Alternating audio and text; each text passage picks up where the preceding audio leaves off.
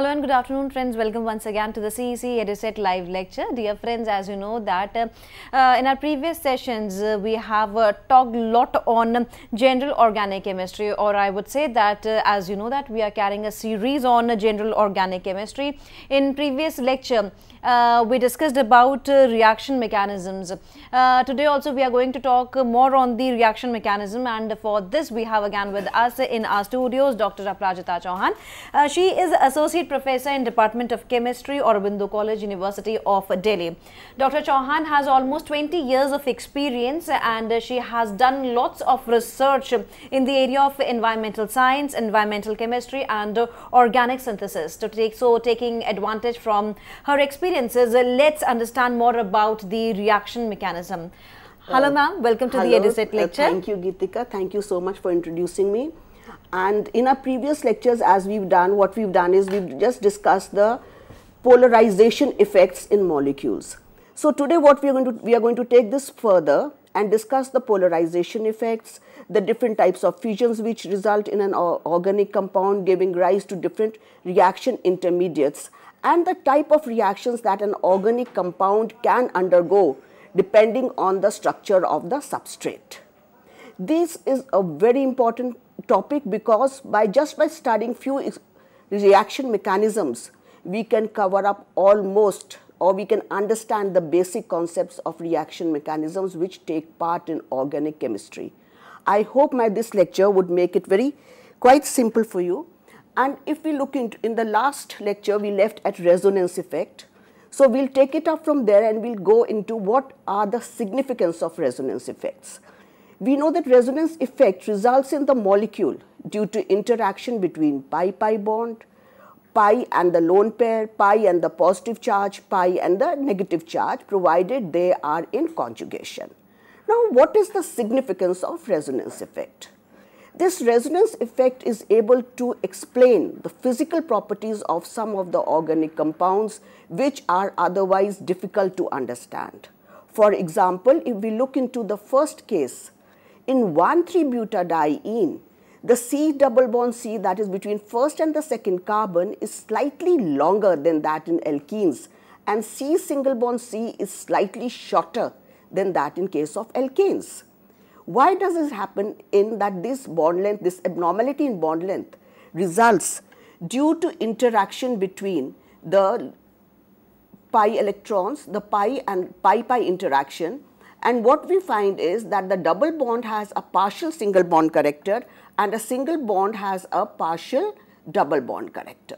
Not only this, we are also able to explain as to why chlorobenzene is less reactive than ethyl chloride. In chlorobenzene, there is interaction between the lone pair of electrons on chlorine and the pi electron cloud of the benzene ring, resulting that the CCl has a partial double bond character. And what we find here is, because of this partial double bond character, the bond dissociation energy here is high, and this undergoes nucleophilic substitution reactions with difficulty. Not only this, we can also explain that why on disubstitution reactions in benzene do we get three different type of position isomers, that is ortho, para or the meta.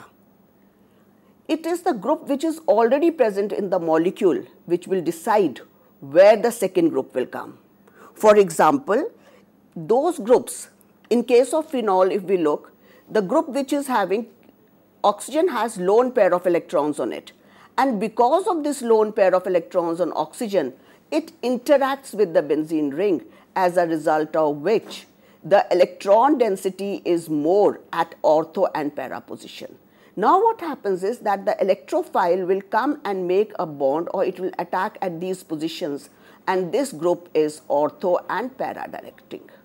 Whereas if we look into the second example in nitrobenzene, the key atom is attached to a more electronegative atom. So the oxygen pulls the electrons from the benzene nucleus, and the electron density is less at ortho and the para positions. And since the electron density is less at ortho and para positions, the incoming group will now come at the meta position.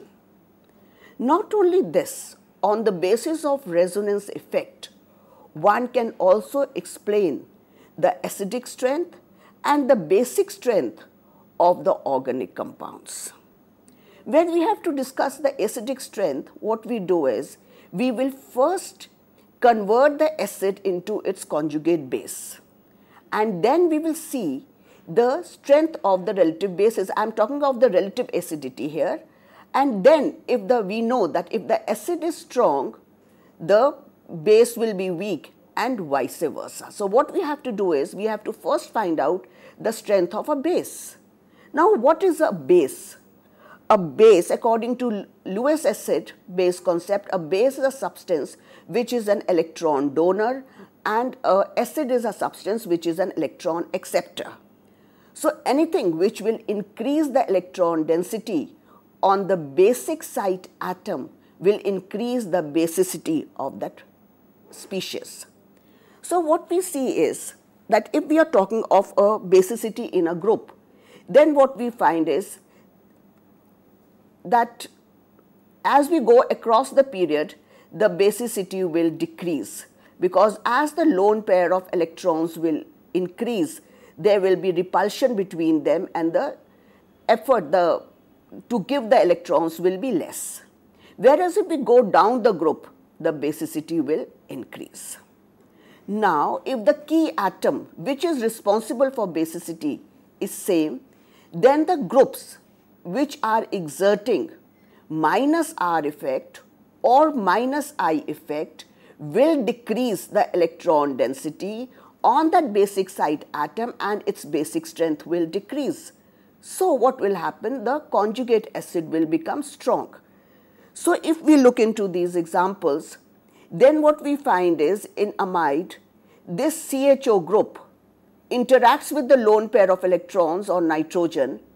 It pulls the electrons towards itself, as a result of which the electron density on nitrogen decreases and it is less basic as compared to a alkyl amine, where the electrons are localized on nitrogen.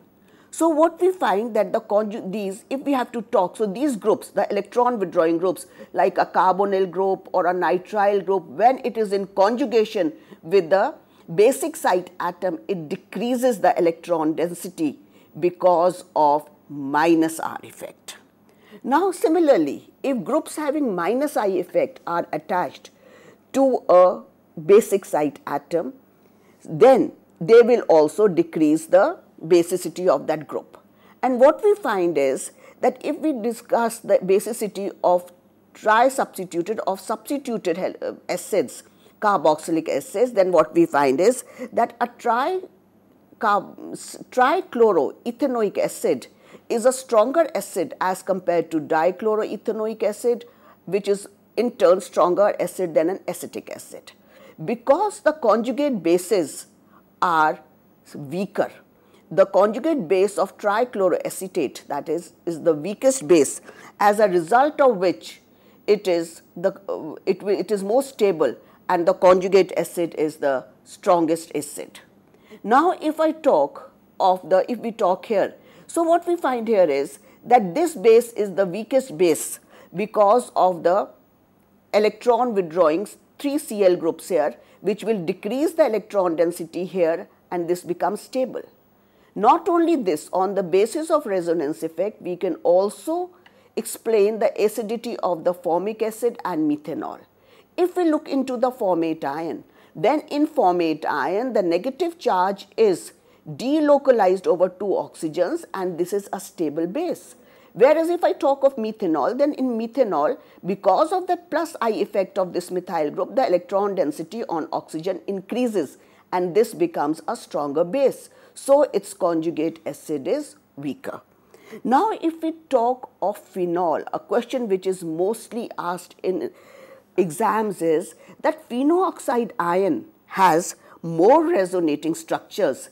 Still, phenol is less acidic than acetic acid or any other carboxylic acid. Now if you remember, when we discussed the relative stability of the contributing structures, we said that that structure is more stable in which the negative charge is on electronegative atom. So in spite of phenol-oxide ion having more resonating structures, what we find here is that the negative charge is on electropositive carbon. Whereas in carboxylate ion, the negative charge is on oxygen. So what we find here is that this is more stable.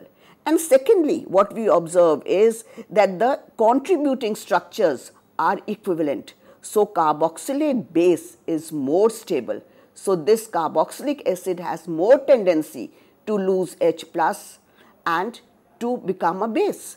So carboxylic acids are stronger acids than phenol.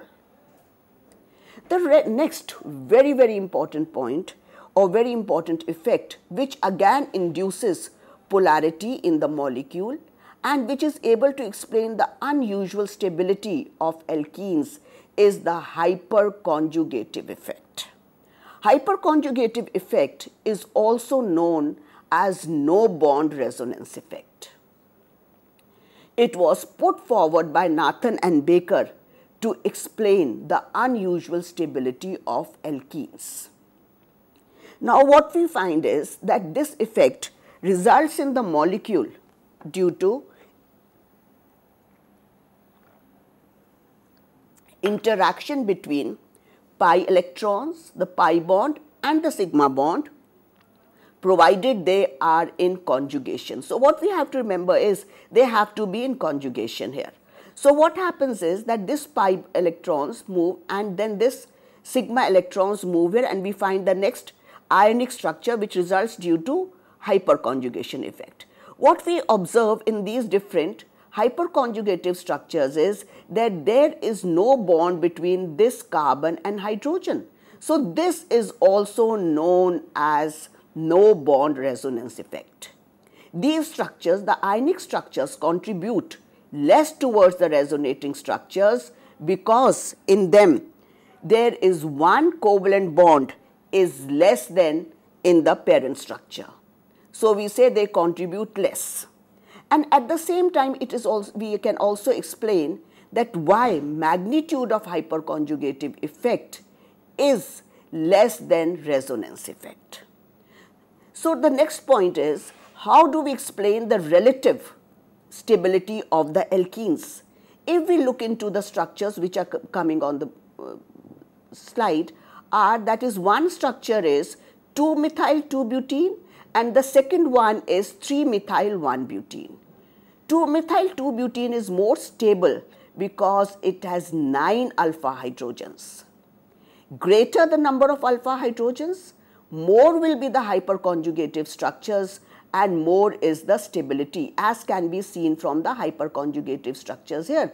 So here what we find is it has 3 methyl groups, 9 alpha hydrogens, which can interact with the pi electrons here to give rise to different resonating structures. So this structure has 9 hyperconjugative structures, whereas 3-methyl-1-butene has only 1 alpha hydrogen, so it will have 2 hyperconjugative structures. Not only this, what we find is that these hyperconjugative structures also affect the bond length. That is, the bond which is next to the C double bond C also has a partial double bond character here. What we find is this bond also has a partial double bond character. So it affects the bond length also because of the hyperconjugative effect. And then we can also explain on the basis of heat of hydrogenation, that is 2-methyl-2-butene is more stable by 12 kilojoules per mole of energy as compared to 3-methyl-1-butene. So hyperconjugation effect is getting support from heat of hydrogenation also. Now comes what is the significance, the other significance of the hyperconjugative effect. If I talk of hyperconjugative effect, then on the basis of hyperconjugative effect, we can also explain as to why toluene undergoes substitution reactions faster as compared to ethyl benzene if I put a ethyl substituent, or we put a isopropyl or a tertiary butyl. Tertiary butyl has no alpha hydrogen in it. Since it has no alpha hydrogen, there will be no hyperconjugative structures. But the inductive effect here will be maximum because of the 3 alkyl groups. Now the question comes, which is more important, inductive effect or hyperconjugative effect, while discussing where will the next substituent come?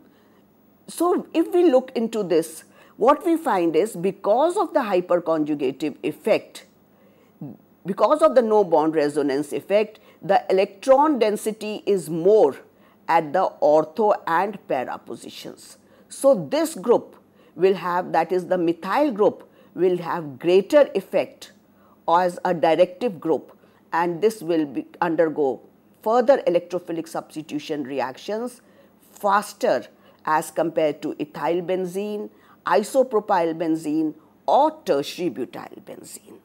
So these effects that we have discussed till now are the permanent polarization effects, that is the inductive effect, resonance effect and the hyperconjugative effect. These effects are affecting the physical properties of the molecule. They induce polarity into the molecule, and as we will see in a future lecture today, that polarity plays a very important role in the reaction mechanisms, how the reactions will proceed. Now the next effect is an electromeric effect. This also induces, this is a polarizable effect. What I mean by saying a polarizable effect is that when a reagent comes in contact with the substrate, it induces polarity in it. So how does it induce polarity in it? The pi electrons will move when the reagent comes in contact with the pi electron here. So when it comes here, now what happens is this can also be of two types, that is it can be plus E or minus E. What we mean by saying is plus E, that is if the reagent attacks that carbon towards which the pi electrons are moving, as in the first case, then we say it is having plus E effect. As in case of vinyl chloride or alkenes, what we find is that this reagent will move there. Next is that the reagent attacks that carbon from which the electrons are moving away. Then in that case, we say that this is having a minus E effect. Not only this, when the reagent is removed or when the reaction is complete, the rest of the unreacted molecules will go back to their ground state. That is, the polarizability will be removed. So we say this is a temporary effect. Now the next question which immediately comes to our mind after discussing these effects that which are inducing polarization in the molecule is that how do reactions take place in organic compounds? How do reagents and the substrates react to give a product? Then what is our substrate? What is our reagent? How do we classify them? We see that polarity is a very, very important factor in a molecule because organic reactions are mostly polar in nature. So what happens in this case is that molecule having one of the molecule which is rich in electrons will react with another molecule at a site where it is poor in electrons. So on the basis of this, we can classify reagents into two. That is, reagents can be nucleophiles, that is nucleus loving, and they can be electrophiles, that is their electron loving. Now if we look into this example, then what we find here is that what is a nucleophile? We say a nucleophile is a species which is an electron-rich species and it reacts with a species in a substrate which is poor in electrons, that is an electrophilic site. So what we can see is that in the same time a reagent will have a nucleophilic site which will react with the electrophilic site of the substrate. How does it react? That is, the electrons flow from the highest occupied molecular orbital of the nucleophile to the lowest unoccupied molecular orbital of the electrophile. So, this nucleophile here will react or will attack the carbon which is having a positive charge on it. And since the nucleophile is starting this reaction, is initiating the reaction, this reaction is known as nucleophilic reaction. Now, we will be discussing this in few minutes, that this reaction can be nucleophilic substitution reaction depending whether a substitution is taking place, or it can be a elimination reaction if elimination is taking place, or it can be a addition reaction if addition is taking place. Now, if we look into the next reaction here, what we find here is that an electrophile, which is an electron deficient species, this goes and reacts at the double bond, which is a electron rich species. So, what is this? This is an electrophilic reaction, and since this compound has a double bond in it, it will undergo electrophilic addition reactions. So, alkenes will undergo electrophilic addition, and since an electrophile is initiating this reaction, this is known, the general term will be given as electrophilic reactions. Now, the point comes, how do we know or how do we characterize which of my reagent is a nucleophile and which is an electrophile? Generally, we say a nucleophile is a species which is electron rich and it can donate an electron pair to the substrate.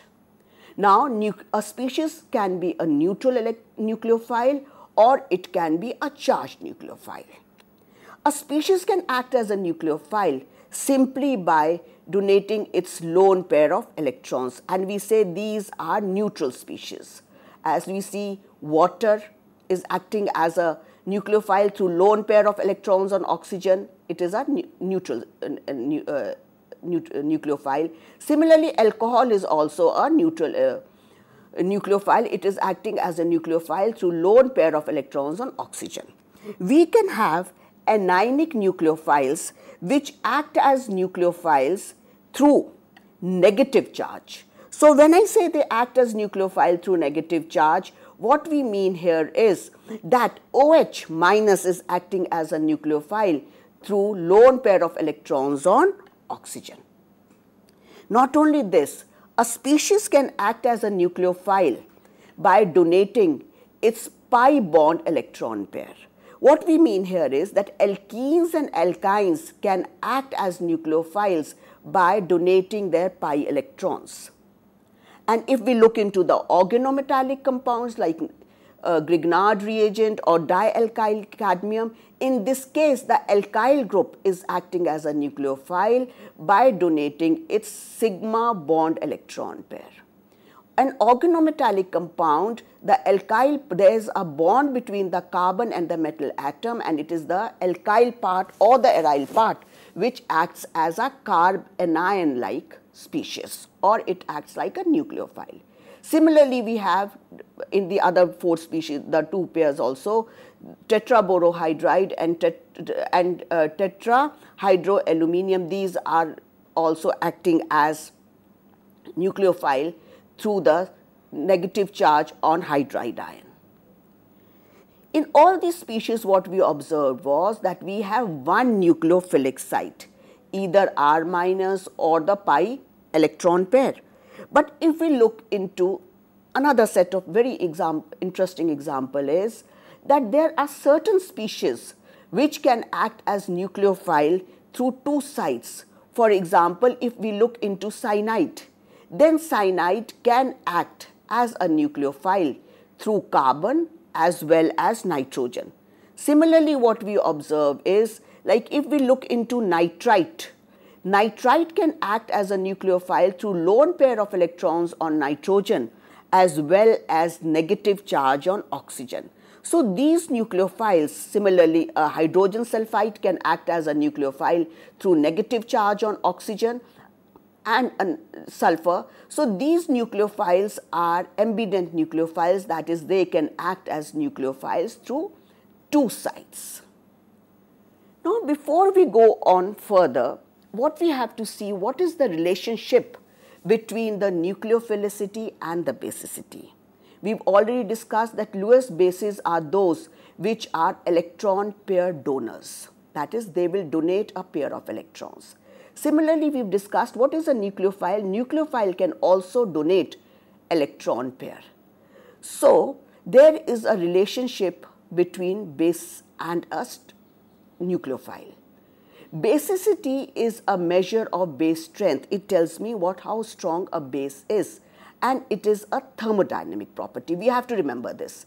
Whereas nucleophilicity is a kinetic property because it measures or it tells me how reactive the characteristic nucleophile is. So now when we look into this, we have to make a correlation between a base and a nucleophile. Generally, what we see is an uncharged nucleophile is a stronger base as compared to its conjugate acid. What I find here is that OH minus is a stronger base as compared to water. Similarly, RO minus is a stronger nucleophile as compared to ROOH. Not only this, now when we look into, if we correlate the nucleophilicity with basicity in periodic table, then what we find is that nucleophilicity and basicity parallels. In the periodic table, that is in the periods, as we go from left to right, both nucleophilicity and the basicity will decrease. That is, OH minus is a weaker nucleophile as compared to CH3 minus, because as the lone pair of electrons will increase, the repulsion between them will increase and it will become a weaker nucleophile. Not only this, as we go down the group, the nucleophilicity and basicity are opposite.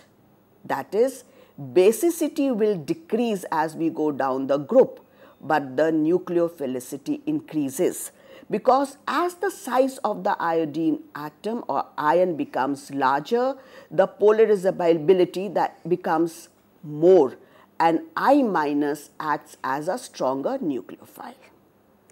Now, the next thing that is to be kept in mind is that if the nucleophilic site atom is same, then the groups which are having plus I effect, they will increase the nucleophilicity. Then the basicity and the nucleophilicity will parallel. But supposing the alkyl group becomes very large in size, like if we look into the tertiary butyl group, then here it will not affect the acidity. Acidity will be it will not affect much effect on the acidity, but it will affect the nucleophilicity, because when we talk of nucleophilicity, this group, the bulky group, will offer steric hindrance when it approaches the nucleophilic site because of its large size, and in spite of being a strong base, it will be a weak nucleophile. So, on the basis of these, we can now characterize all these bases. We can give them a relative nucleophilicity, that is relative strength of nucleophile, relative reactivity. What we find is SH is most reactive, followed by CN minus, I minus, OH minus. Why do you think we are discussing the relative reactivity of nucleophiles in so much of detail, or why are we saying this is a strong nucleophile or this is a weak nucleophile? We will be discussing this in future lectures. That is how the strength of the nucleophile will affect the reaction mechanism. That is, a substrate may be the same, supposing an alkyl halide, and if we take a weak nucleophile, say aqueous KOH, then it will favor substitution reactions. Whereas, if we take a strong nucleophile like alcoholic KOH, then it will favor an elimination reaction. So, everything is same, only just by changing the strength of the nucleophile, one can go from substitution to elimination. So, nucleophiles, the strength of the nucleophiles play a very important role while deciding what type of mechanism will a particular substrate undergo. So we have to have a very clear concept of what is a strong nucleophile, what is a weak nucleophile, and the factors which will affect the strength of a nucleophile. So what is a nucleophile? A nucleophile is a species which will go and attack the substrate at that carbon which is poor in electrons or which has a positive charge on it. At the same time, we have another type of reagents which are electrophiles. Electrophiles are electron deficient species, so they are electron loving. What they do is when they go to the substrate, they will accept an electron pair from the substrate. So these electrophiles will go and react at that point where the electron density is high at the substrate. These electrophiles are also of two types. They can be neutral electrophiles like BF3, AlCl3, which are Lewis acids. They act as electrophiles. They are neutral electrophiles because aluminium has 6 electrons in the outermost shell. Similarly, boron also has 6 electrons in the outermost shell. So they act as electrophiles to complete their octet. And if we look into the other ones, the H plus is a charged electrophile, hydronium ion is again a charged electrophile, Cl plus, Br, these are all charged electrophiles. Then what we observe in a carbonyl compound, in aldehydes and ketones, the carbonyl carbon has a slight positive charge because of the polarity of the group. That is, oxygen is more electronegative. It pulls the electrons towards itself, as a result of which their carbon has a positive charge on it. So this also acts as an electrophile. In all these species, we had one electrophilic site. But what we find is, if we talk of an unsaturated beta carbonyl compound, alpha beta unsaturated carbonyl compounds, then in this case also we will have ambident electrophiles. That is, why do we have ambident electrophiles here that is because of the resonance here, because of the resonance effect here. Oxygen will pull the electrons towards itself, as a result of which this carbon has a positive charge here. Now this carbon will pull the electrons from there is interaction between this positive charge and the pi electrons here. And what we find is that this beta carbon again here has a positive charge. So now this species can act as an electrophile through a carbonyl carbon and through a beta carbon. That is, in other words, that a nucleophile can attack this at the carbonyl carbon and the beta carbon. And we find that these groups, when we will discuss it later on, can undergo 1,2 addition and 1,4 addition reactions, which are very interesting reactions. Now what we've done till now here, till this is, we've studied the polarization effects and the reagents which will take part in the reaction. That is, reagents can either be electrophilic or they can be nucleophilic. Since the reagent is electrophilic, if the reagent is electrophilic, it will go and attack the substrate at that carbon where the electron density is high. And if the reagent is nucleophilic, it will go and attack the substrate at that position where the electron density is low. So we have to take into consideration two things, that while deciding or discussing organic reactions, both the reagent and the substrate will have nucleophilic sites and the electrophilic sites. And while discussing organic reactions, we have to remember that most of the organic reactions are polar in nature, right? Because we've seen in basic structure also that there is some polarity in the molecule. So what happens is, there is a polar flow there is a flow of electrons from the nucleophile to the electrophile. And depending on the structure of the substrate and which reagent is starting the reaction, we can classify broadly most of the organic reactions into 4 categories, that is substitution reaction, addition reactions, elimination reactions, and rearrangement reactions.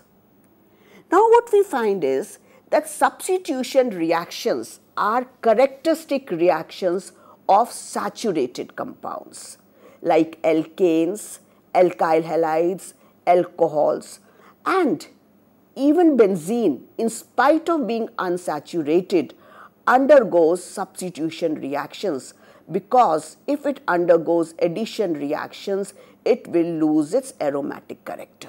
Now what we find here is, what happens in a substitution reaction is that one or more hydrogens or atoms or groups of the substrate are replaced by another group.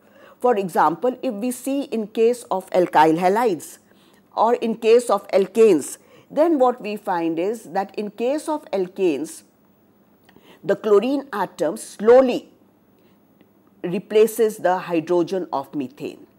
And the reaction takes place in presence of light, since methane is non-polar in nature. So here what we do is we use drastic conditions, that is either we use light or we use heat to bring about this reaction.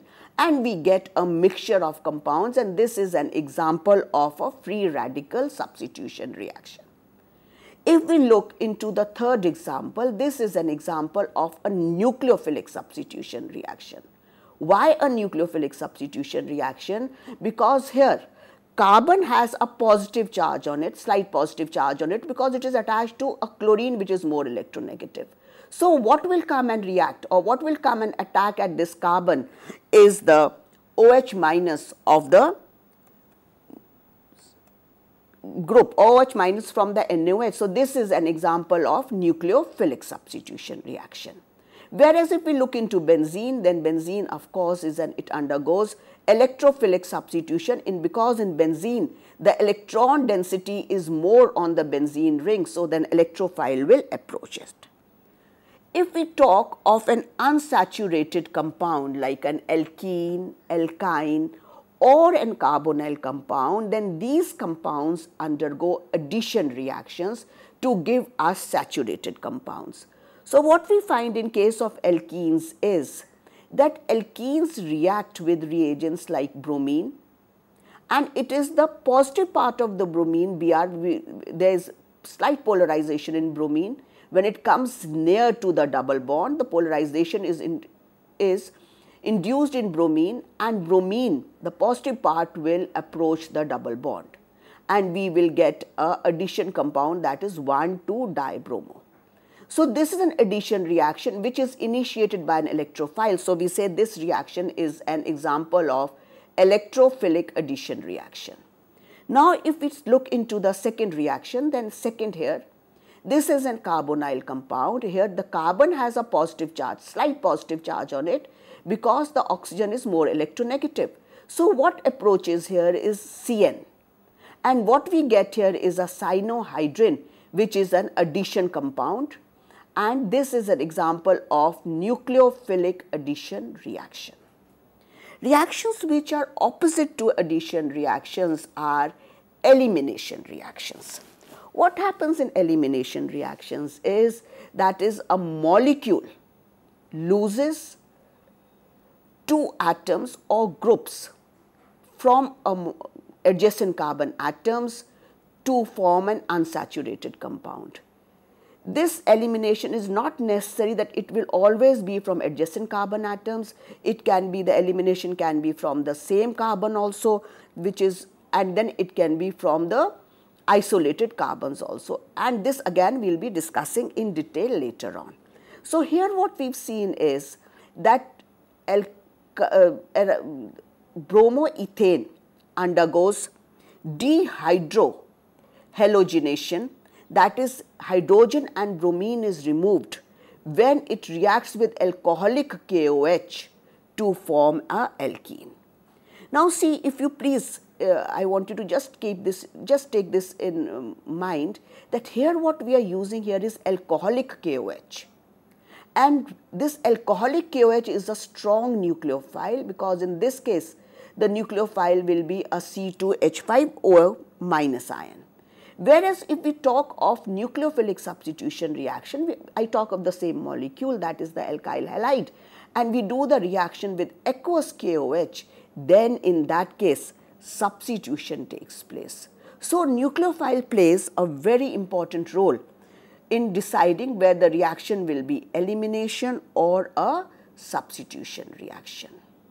Now the last very interesting set of reactions are rearrangement reactions. What is a rearrangement reaction? Rearrangement reaction involves a migration of an atom or a group from one atom to another atom in the same molecule. And this is very, very interesting. For this example, we can take an example of Beckmann rearrangement.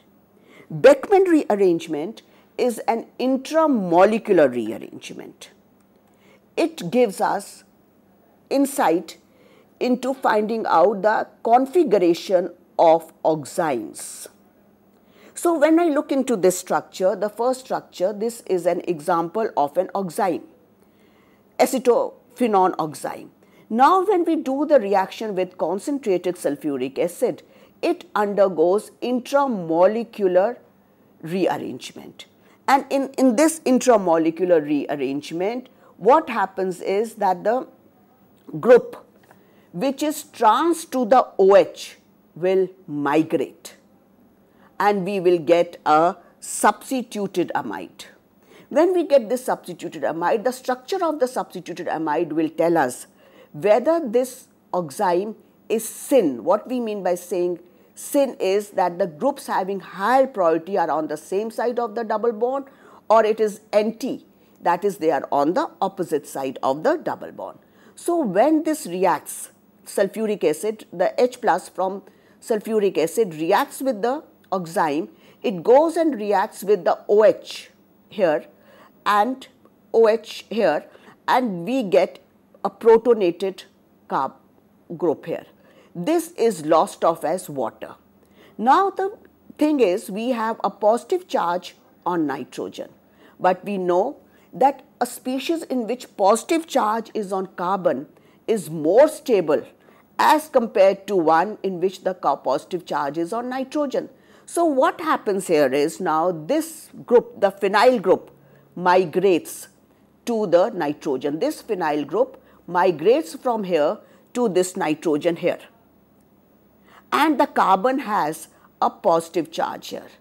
Now water molecule comes and attacks this carbon, and the OH comes and attacks here, and what we get here is a imidol system. Imidol system is less stable as compared to a amido system, and the H migrates from there and it goes to N, and we get a substituted amide. From the structure of the substituted amide, we can find out what was the original, or what is the configuration of the oxime that we started with.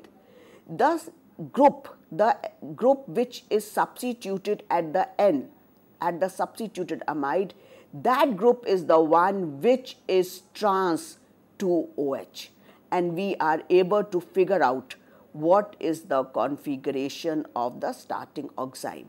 So in this case, we can say that the phenyl group was Nt2OH in the starting compound. In this case, of course, we have specified, we have shown you the structure of the oxime, but we can derive at this conclusion even if we do not write the configuration of the oxime. The group, alkyl group or the aryl group, which will be form the part of the substituted amide, that will be Nt2OH. So these are the general experiments, these are general mechanisms of some of the organic reactions. These reactions, as you see, the Beckmann rearrangement involved quite a number of steps. Similarly, other reactions, other organic reactions will also involve a number of steps. So what do we say? That organic reactions are multi-steps. That is, they do not take place in one step, and they will involve a number of intermediates. These intermediates have low stability, are short-lived and very, very reactive. Now, when do these intermediates form? How are they formed? What is the order of the stability of these intermediates will depend on the structure of the substrate. Like, what is the nature of the substrate?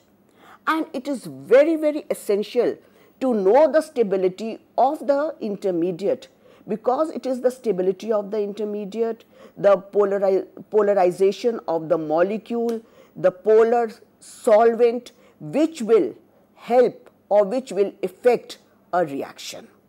So now what we see, we have to find out when will be the free radicals or carbocations or carbanions intermediates formed in a reaction.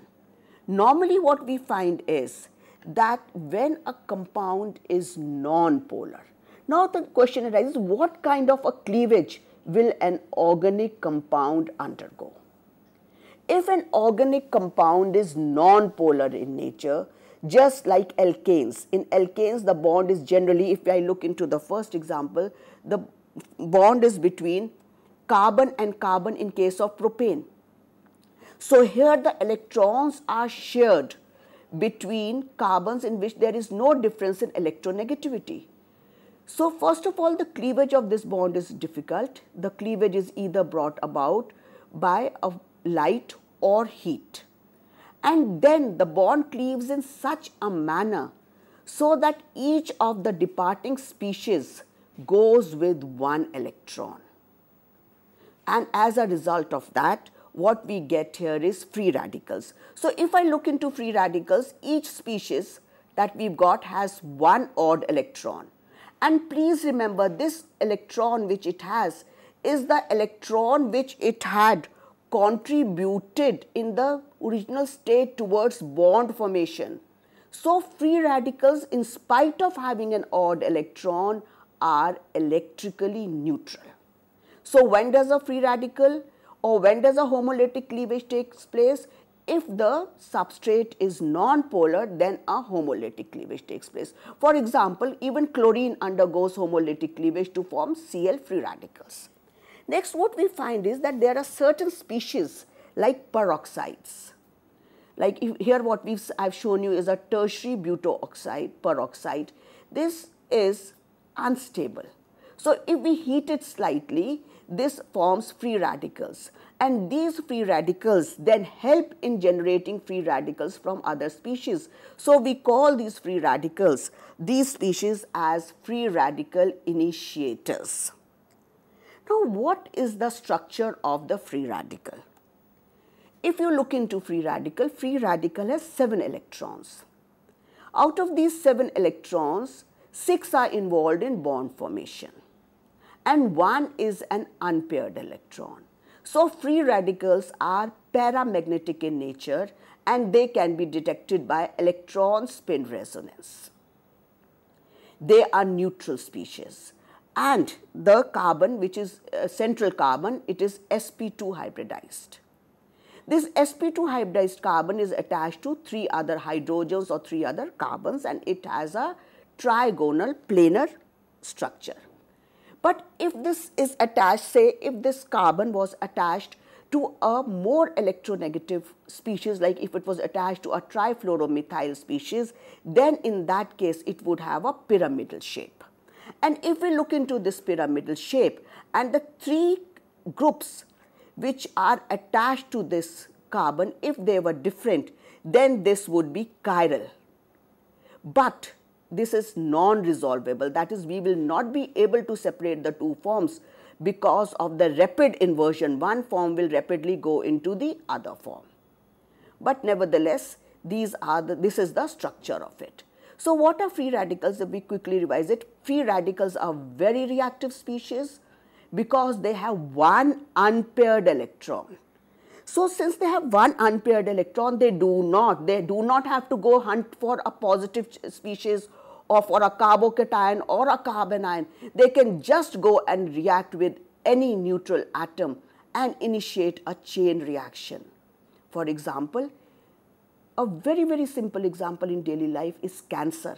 What is cancer? Cancer is unlimited growth of cells. It is because once a free radical is formed, it will just initiate the reaction and the reaction will go on. And what do we talk of? A very in thing today is everybody says one should have antioxidants, have more of alpha tocopherol, have more of vitamins, because have more of ascorbic acid, because these are all antioxidants and they help us in fighting against process of aging and the different diseases which are caused by free radicals.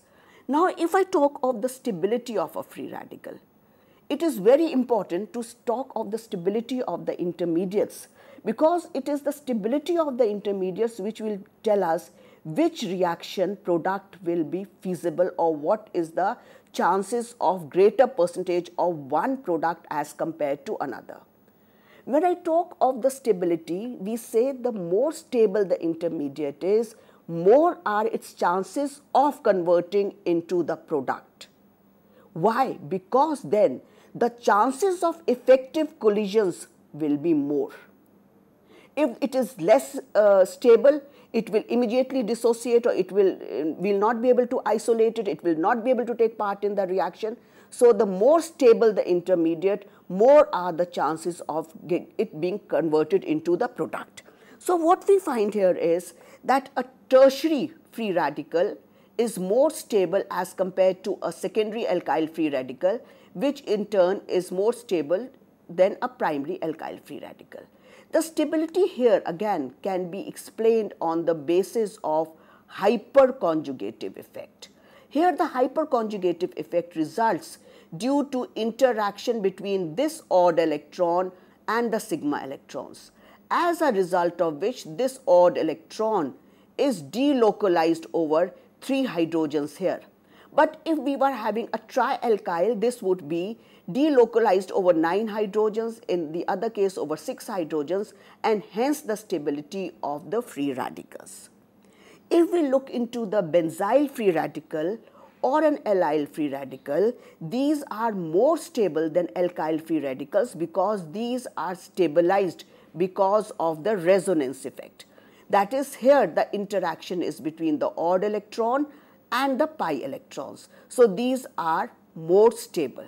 That is, benzyl free radical and allyl free radical is more stable than a secondary alkyl free radical. Not only this, what we find is, if I talk of a vinyl free radical or a phenyl free radical, it is less stable. But whereas there are certain other groups which will help in increasing the stability of a free radical. For example, if we look into the carbonyl group here, the carbonyl group here, the odd electron from here will take, because of the resonance, this will stabilize this free radical. Similarly, a nitrile will also stabilize this free radical. So this is the order of stability of free radicals. So what we find is that the free radicals in which there is possibility of resonance or hyperconjugative effect, those free radicals are more stable.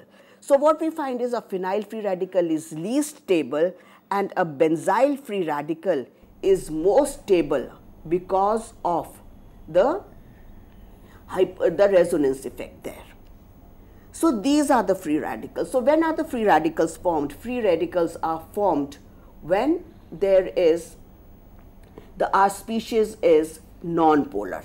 And what helps in the cleavage of free radicals or in the formation of free radicals are the peroxides.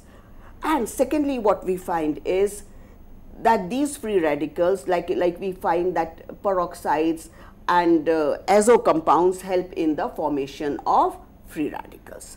What type of reactions do these free radicals undergo? Now, free radical is just short of 1 electron to complete its octet. So what it does, it can react with another free radical and give us a coupling reaction. It just couples. The two free radicals react with each other And this is also, when we will discuss the free radical mechanism, this is also a termination step, that is a free radical, that is a reaction will stop here. The second thing that we can have here is, that is a free radical can abstract a proton from other free radical, and in case it will give us a alkene, that is known as dispropanation reaction. Or it can also abstract a hydrogen from another one, and we get simple different products. So these are the free radical reactions which will be discussed in greater detail in later lectures. Now, supposing the compound is polar in nature. What do we mean by saying polar in nature? That is, carbon is attached to a more electronegative atom like halogen, or the other case may be that carbon itself is more electronegative than the group which is attached to it. Now, supposing the halogen or the group which is attached to carbon is more electronegative, then what happens is this will pull the electrons towards itself, and this molecule will now undergo heterolytic cleavage. What do I mean by saying heterolytic cleavage is that we will get a carbocation here. What is a carbocation? A carbocation is a species in which carbon has a positive charge on it. Here we have a carbocation. Now, what is the structure of this carbocation? Carbocation can act as a Lewis acid, or it can act as a electrophile. So what we find here is that carbocation is, carbon is sp2 hybridized. It is having 6 electrons in the outermost shell, and 3 of it, it is found in bond formation, and 1 orbital is vacant p orbital. So when we talk of the carbocations, we can talk about them in detail in my next lecture, and there we will take up the reaction mechanisms also in much more detail. With this note, thank you, ma'am. Thank you so very much for explaining us in detail the various aspects. And yes, we would be conducting another lecture, and in that particular lecture, we would be going to discuss further from where the point where we have left. With this note, thank you, ma'am. Thank you so very much for being the part of the EduSet lecture. Thank you.